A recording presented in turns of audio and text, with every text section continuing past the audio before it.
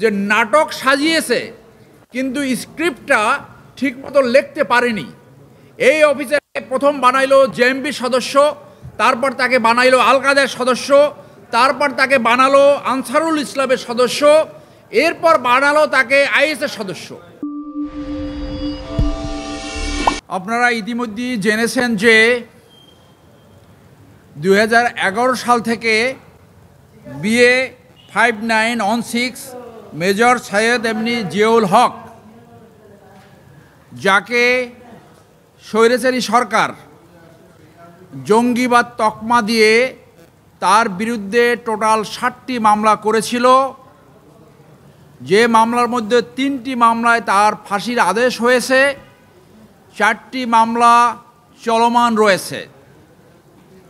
2011 সালে একটি তথাকথিত কু অ্যাটেম্পট হয়েছিল সেনাবাহিনীতে। সেটা মূলত ছিল বাংলাদেশে জঙ্গিবাদ সৃষ্টি হয়েছে, তথাকথিত জঙ্গিবাদ নিধনের নামে সেনাবাহিনীর ধর্মপ্রাণ যারা অফিসার ছিল তাদেরকে টার্গেট করা হয়েছিল। রয়ের বুদ্ধিতে আওয়ামী লীগ সরকার তৎকালীন একটি পলিসি নিয়েছিল, এইটা জনগণের সামনে দেখানো যে বাংলাদেশে যদি আওয়ামী লীগ সরকার না থাকে তাহলে জঙ্গিবাদ মাথাচাড়া দিয়ে উঠবে, জঙ্গিবাদ বাংলাদেশকে গ্রাস করবে। সেইটার টার্গেট বানানো হয়েছিল মেজর সৈয়দ জিয়াউল হককে। জিয়াউল হক অত্যন্ত ব্রিলিয়ান্ট অফিসার, কোর্সের বেস্ট ক্যাডেট, সিলেট ক্যাডেট কলেজের ছাত্র ছিল। মিলিটারি ট্রেনিংয়ে সে সোর্ড অফ অনার পেয়েছে। যারা অলরাউন্ড ব্রিলিয়ান্ট তারাই সোর্ড অফ অনার পেয়ে থাকে। এই অফিসার ধর্মপ্রাণ এবং দেশপ্রেমিক ছিলেন। তাকে টার্গেট করে সে ছুটিতে ছিল 23শে ডিসেম্বর 2011 সালে। ছুটি থাকাকালীন সাভার তার এক আত্মীয়র বাসা থেকে তাকে অ্যালেজলি রয়ের অফিসার সহ ইন্টেলিজেন্স অফিসাররা তাকে গুম করে। 2 দিন গুম রাখে। এরপরে 25শে ডিসেম্বর 2011 সালে সে পালিয়ে যেতে সক্ষম হয়। সে অত্যন্ত বুদ্ধিমত্তার সাথে বলেছিল, তাকে যখন গুম করে ইন্টারোগেশন করছে, অনেকটা তাকে টর্চার করেছে, সে তখন বুদ্ধি খাটিয়ে বলেছিল যে আমি কোনো কিছু আমার ব্রেনে রাখিনি, আমি একটা পেন ড্রাইভ, তোমরা যেখান থেকে আমাকে ধরে নিয়ে আসছো সেইখানে একটা পেন ড্রাইভ আমি থ্রো করে ফেলে আসছি। তখন তারা নিজেরা লোক পাঠালো, পেন ড্রাইভ খুঁজে না পেয়ে পরবর্তীতে তাকে নিয়ে যায়। সে সেই সুযোগে রাতে নিজের জীবন বাঁচাতে সক্ষম হয়েছে ওখান থেকে পালিয়ে গিয়ে। 2011 সালের পরে আমরা জানতাম না সে জীবিত আছে কি না।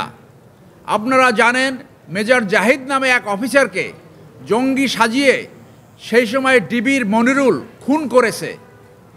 মেজর জিয়া বুদ্ধিমত্তার সাথে তার জীবন বাঁচাতে সক্ষম হয়েছে।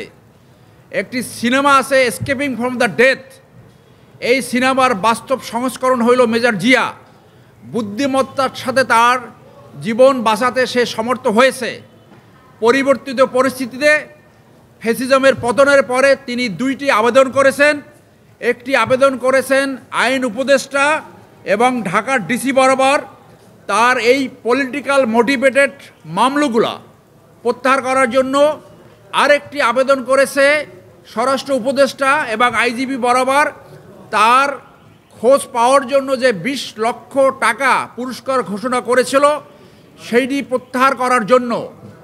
আপনাদের কাছে একটি তথ্য উপস্থাপন করি যে কীরকম সাজানো ছিল, যে নাটক সাজিয়েছে কিন্তু স্ক্রিপ্টটা ঠিকমতো লিখতে পারেনি।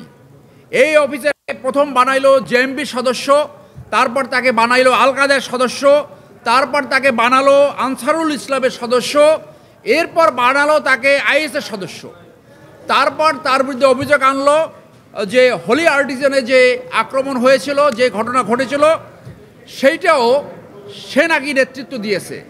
সো জঙ্গি নাটকটা খুব খুব পুয়ারভাবে অত্যন্ত অত্যন্ত অগভীরভাবে সেটা করেছে, যার জন্য এই মামলাগুলো যে মিথ্যা সেইটা তাদের এই ঘটনাই প্রমাণ পায়। আপনারা জানেন যে কল্যাণপুরে জাহাজবাড়িতে একটি ঘটনা ঘটেছিল, যাদেরকে সেখানে হত্যা করা হয়েছিল তাদেরকে 1 থেকে 2 মাস, কাকুকে 6 মাস আগে গ্রেপ্তার করা হয়েছিল। এইটা এখন পত্রিকায় আরও পরিষ্কারভাবে আসছে। এই মামলাগুলো পুরোটাই পলিটিক্যাল মোটিভেটেড, মিথ্যা এবং জঙ্গি নাটকের অংশ। আপনাদের মাধ্যমে আমি কনসার্ন মিনিস্ট্রিকে আবেদন জানাবো তার এই মামলা অতি দ্রুত প্রত্যাহার করে তাকে মুক্ত জীবনে ফেরত এসে তার পরিবারের সাথে মিলিত হওয়ার সুযোগ করে দিতে। পলিটিক্যাল মামলা প্রত্যাহারের জন্য কমিটি হয়েছে, সেই কমিটি তার এই আবেদন বিবেচনায় নেবে বলে আমরা আশা করি। জি, সরকার প্রত্যাহার করতে পারে, যেহেতু পলিটিক্যাল মামলা, সেই মামলা আপনার স্বরাষ্ট্র মন্ত্রণালয়ের এখতিয়ার রয়েছে এরা প্রত্যাহার করার। সেটা তিনি সিদ্ধান্ত নেবে। এই মন্ত্রণালয় তার আবেদনের প্রেক্ষিতে কি সিদ্ধান্ত নেয় সেইটা আমরা দেখব, তারপরে তিনি সিদ্ধান্ত নেবেন তিনি কি করবেন।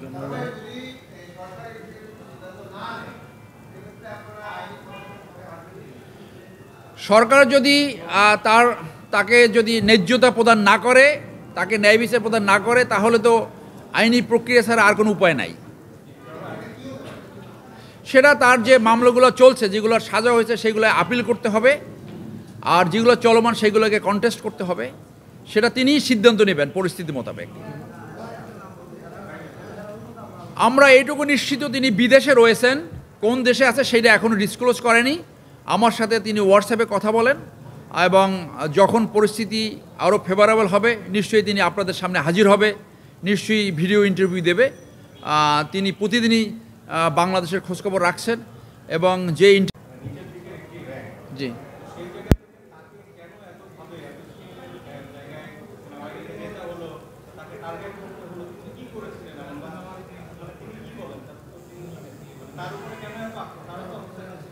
তারা দেশের পক্ষে কথা বলতো। শোনেন, মেজর সাহেবদেরকে বলা হয় ফিল্ড অফিসার, মূলত ফিল্ডে কাজ করে লেফটেন্যান্ট কর্নেল অ্যান্ড বিলো। এই ফিল্ড অফিসারেই কিন্তু ঘটনা ঘটায়। এটার উদাহরণ তো অনেক আছে, আপনারা জানেন। সো ও যেহেতু অত্যন্ত ব্রিলিয়ান্ট এবং ধর্মপ্রাণ, দেশপ্রেমিক, যার জন্য সে মনে করছে এই অফিসাররা এমন কিছু ঘটাতে পারে যে সরকারের পতন ঘটাতে পারে।